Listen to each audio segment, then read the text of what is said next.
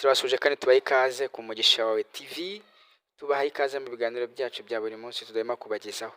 Tunabibutsa gukanda subscribe, gukora like, comment, gukanda kukazogera kugira ngo mujye mubona ibiganiro byacu tudahema kubagezaho. No muri comment wakanika igitekerezo cyawe, ikibazo n'icyifuzo ndetse n'inyunganizi, inama. Tugwaha ikaze. Nkuko mubizi rero, mwino misi hari kuvuga inkuru iteye ubwoba cyangwa se idasanzwe y'amahano, aho abakobwa bo mu karere ka Rutsiro, aho mu karere ka Bugesera ndetse no mu karere ka Rusizi, abakobwa baho bari gufata amafaranga bakajya gukwa abasore. Murabizi mu muco wa Kinyarwanda ubundi ibi bintu ntago bibaho, ntago iyo binabaye abaraha amahano, ariko aba bakobwa rwose niba ari ukwiheba, niba ari ukwera bamaze kubona bamaze kugira imyaka myinshi cyangwa mu zabukuru, bagahitamo gukora navuga ikintu kigayitse, ikintu gisa n'ubwihebe cyo gufata amafaranga bakajya gukwa abasore, cyangwa cyo kujya kwirambagiriza. Mu yandi magambo, yes, no kwirambagiriza, bari gufata amafaranga bakajya kurambagiza nyine aba bagabo kugira ngo babakunde, bababere abagabo cyangwa se babagure. Hanyuma rero bakibaza ngo ese koko ibi bintu ni birahari? Ibi bintu ni ukuri? Kuko twaganiriye n'abantu ubona bakuze, abapapa, abamama, ni inkuru rwose hari ibimenyetso, nk'uko umuturage nyine wo mu murenge wa Kivumu mu karere ka Rutsiro yabidutangarije. Ubona nyine ni abantu bakuru, abapapa, abamama, akakubwira uti ibi bintu rwose birahari, ibi bintu birahari. Hari nabo twagiye tuganiriza, muraza kumva amajwi yabo y'abaturage batuye muri karere turere dutandukanye. Hanyuma rero nkuko mubizi, uyu muco ntago ubaho, ibintu ntago bibaho, ni amahano rwose. Umuco nyarwanda uragenda ukendera. Nkuko mubizi, umusore yarafataga initiative, agafata icyemezo, akagenda akarambagiza, akagenda agatereta umukobwa wo kwa kanaka, bagashimana, akajyana inkwano, agasaba, agakwa, agakora ubukwe, bakamuhereza umugeni, akamucyura. Ariko uyu munsi ntago ariko bimeze. Niba abasore uyu munsi niba ari kubera ari ubukene bahitamo kwifata, niba ari izindi mpamvu wenda bataragaragariza, batarashyira ahagaragara zituma bifata, hanyuma abakobwa nabo bakabona yuko hari ikintu cyabaye, bakabona yuko isoko navuga ngo riri kugenda wenda ntituryita isoko, benda kugumirwa, imyaka yabajyanye, bagahitamo gushaka amafaranga yo kujya gukwa abasore, yo kujya guhonga, yo kujya guhereza abasore kugira ngo babarongore, babagire abagore. Ntago ari ibintu bisanzwe nyaboneka. Navuga ngo inzego zitandukanye, aho societe civile, aho ziri rwose zikumakume, ziterane, zirebe ko ari ikintu zakora, kuko ntago ari ibintu byoroshye. Ibintu birakomeye. Ibi bizatuma bari abakobwa bari bafite impumbero, bafite imishinga yabo, bafite gutekereza ibindi bikorwa bibateza imbere, bajya bafata amafaranga yabo bakayashora mwabo bagabo, bakayahonga abo bagabo. Nyabuneka rero twavuga ngo twese duhaguruke, dutahirize umugozi umwe, turebe icyakorwa. Ese twibaze ngo bari abasore ni kuki abo basore bo mutwo turere cyangwa se wenda wasanga atari utwo turere dutatu gusa, ahubwo n'ahandi ibibazo byarahageze, icyo kibazo cyarahageze atariho gusa. Navuga ngo rero izo nzego zitandukanye zishinzwe kureberera, navuga ngo umuturage, zirebe ko ikibazo kitageze ku rundi rwego, ibintu bitageze iwa Ndabaga. Hari abaturage rero twaganiriye, Umugisha wa TV waganirije, urababaza nyine uko babyumva, uko babibona, nuvuga ngo turaza kumva amajwi yabo. Ariko se wowe uri kumva Umugisha wa TV, uri kureba Umugisha TV, ibintu urabyumva gute?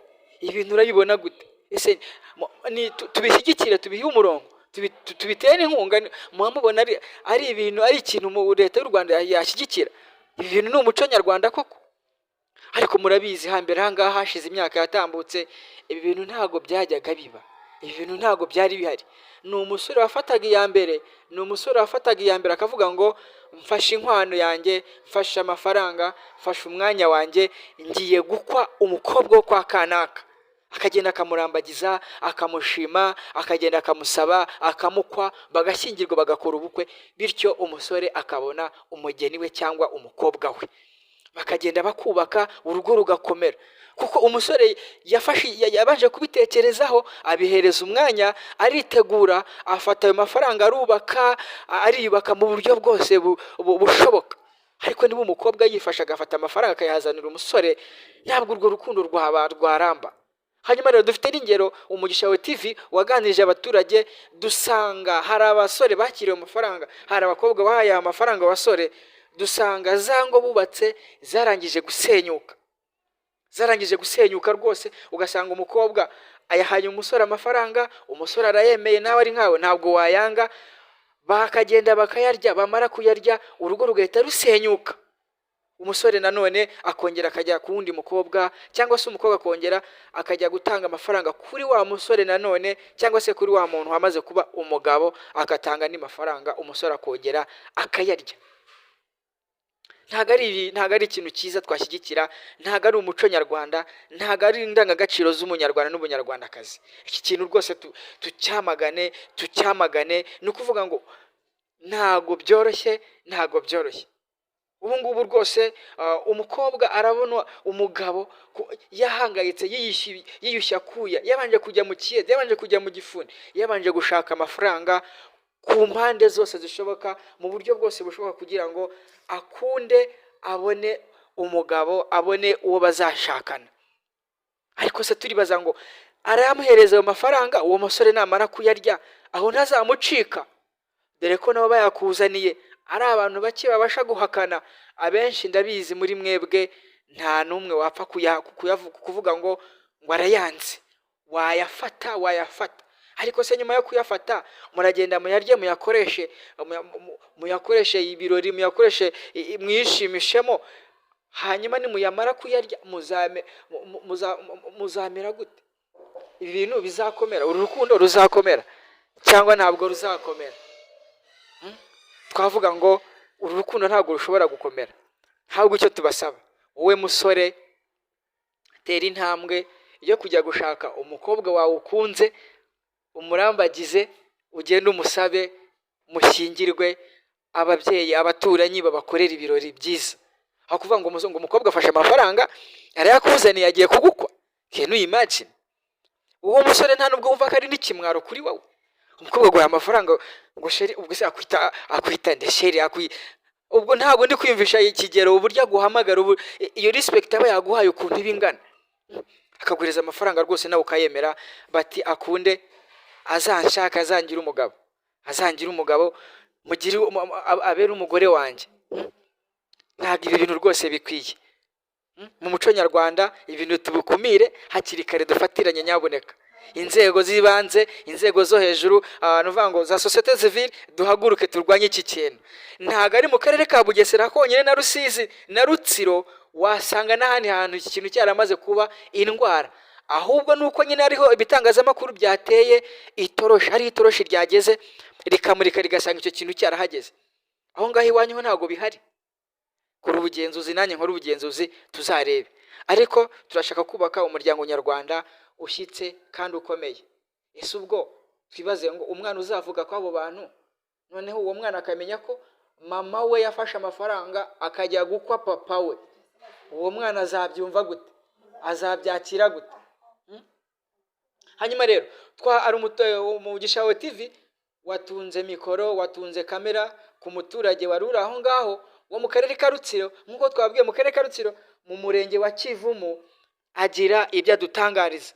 Reka tubumvishe, reka tuganire nabo, batubwire ukuntu iki kintu bari kucyumva. Ese barumva iki kintu ni ikintu gikwiye twakagoye gushyigikira?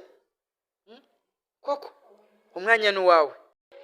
Ni koko rwose twumiwe. Ubu ngubu abakobwa twese twifashe ku munwa kugira ngo ubone umwana w'umukobwa ufashe amafaranga agiye guka umuhungu. Rwose ibyo ntago ari ibintu, ntago ari umuco nyarwanda. Ubundi tumenyereye ko mu muco nyarwanda umuhungu afata amafaranga akajya guka umukobwa. Rwose abakobwa twaba tugiye mu bukoroni, twaba tugiye gukoronezwa, nitwe twaba tugiye gutunga urugo, ntago ari umugabo waba ugiye guhaha. Twese dufatanye. Okay. Yes, umaze kumva umuturage wo muri kara karere tumaze kuganira nawe, mwumvisha ukuntu abyumva, uko abibona. Hari n'abandi bantu twagiye tuganira nabo, abapapa bakuze, abamama bakuze, baravuga bati rwose unuvuga ngo umusore asigaye ari iboro muri tuno turere bamaze kutuganiriza.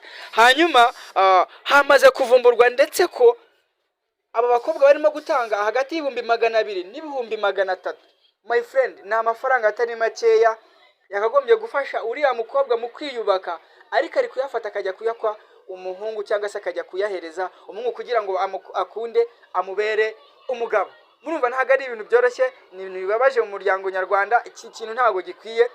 Tugomba guhaguruka, ugahaguruka nanjye nkahaguruka, ubuyobozi twese tugahaguruka tukabirwanya twivuye inyuma. Hanyuma rero turabashimiye, dushimiye abaturage bo mu karere ka Rutsiro, mu karere ka Bugesera ndetse n'akarere ka Rusizi babashe kuganirija Umugisha Wawe TV. Tubahaye ikaze ndetse turabashimiye. Hanyuma namwe rero tubabwire ngo peace, mwe mwamukomeje gukurikira Umugisha Wawe TV. Ibiganiro byacu nakagaruka, tubabwire ngo hasta la vista. Ariko rero ntimwibagire gukanda subscribe